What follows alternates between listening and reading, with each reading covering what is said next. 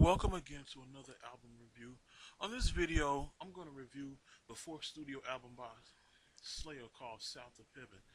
This is actually like when I got into Slayer. This I think, if I'm not mistaken, yeah, this is the second album that I bought by Slayer. I found out this album, uh, a lot of their fans really didn't care too much for this album, because it wasn't the same. It wasn't a follow, like it was a follow up to Rain and Blood, but it wasn't as fast and thrashy like its a predecessor. Okay, South of Heaven was released July 5th, 1988, and it was the second album that they did under Rick Rubin for Def Jam Island Def Jam Recordings. Okay, the it said South of Heaven was Slayer's second album to enter Billboard 200 and the last to be released by Def Jam Recordings. Although the album became an American Recordings album, hold up, Rick Rubin ended his partnership with Russell Simmons and Def Jam, and then he continued. Uh, he continued with them. Okay, Geffen and Warner's brothers refused to work with refused to work with Columbia and refused to work with the band because of their lyrical content and their controversy that they was known for. Okay, this album was certified gold, and like with the follow up with this album, it said in order to offset the pace of the group's previous album, Slayer deliberately slowed down the album's tempo in contrast to their previous albums. The band utilized undistorted guitars and toned down vocals. While some critics praised the musical change, others were more accustomed to their style's earlier releases were disappointed. Okay,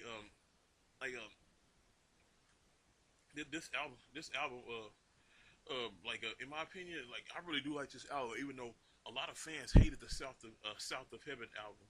It has 10 killer tracks on here, which were written by Araya and Hanneman. But it starts off slow with the South of Heaven song, and it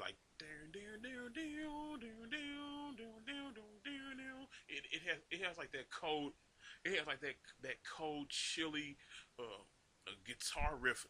Like when you listen to that guitar riff, it sounds like you're sitting outside in the middle of the field in this nighttime outside.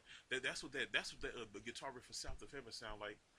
And then it kind of builds up, slowly builds up, but it's not speedy or thrashy. And then like with Tom Araya's lyrics, like before you see the light, you must die. He's the South of Heaven. They obviously talking about hell, but that's what the song. They were talking about chaos, mayhem, Armageddon, and all that stuff. And the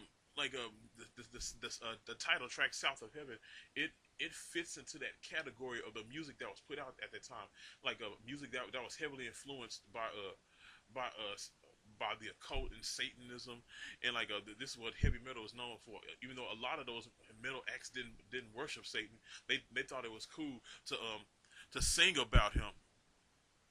No, that's basically what it was. And then the second song they came on was Silent Scream. This is actually one of their fast tempo songs. It follows up soon, just like after South of Heaven, like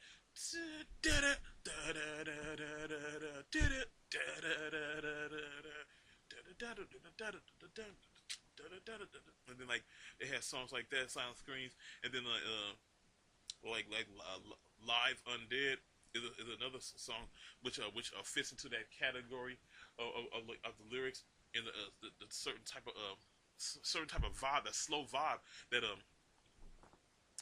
they were trying to capture with this one album.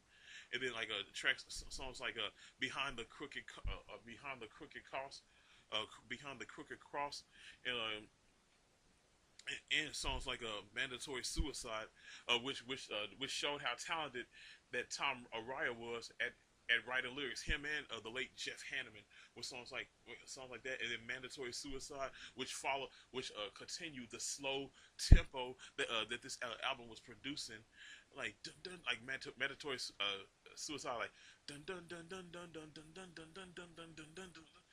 It's like ambushed by the spray of red, count the bullet holes in your head.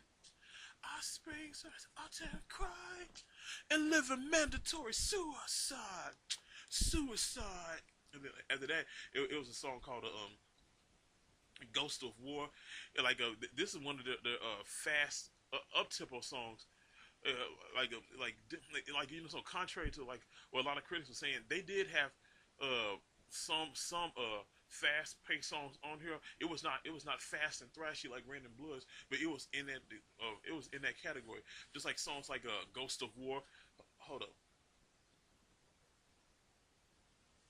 Your Ghost of War, which I think talking about like dead spirits who have fallen into the ways of the war, and like is it memories can't ignore anguish of before, satisfy the score, right? Ghost of War, dun, dun, dun.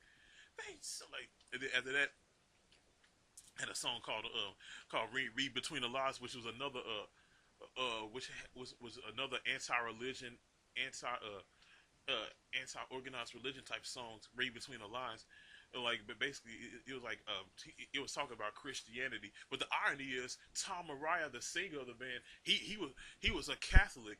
Yeah, he was singing all these songs about anti-religion and Satanism, but he himself is a Catholic.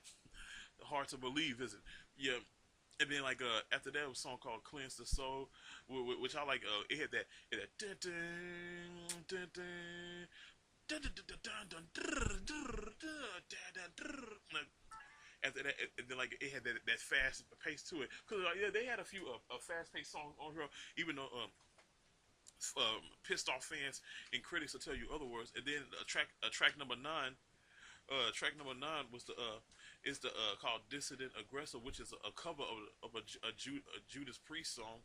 They held it on with that song, and then it ended with the song "Spill the Blood."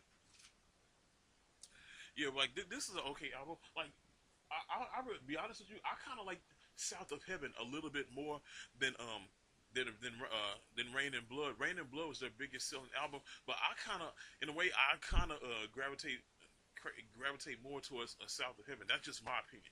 I give this album like a 8. Like when it comes to scales of 1 to 10, I give it an 8. All right.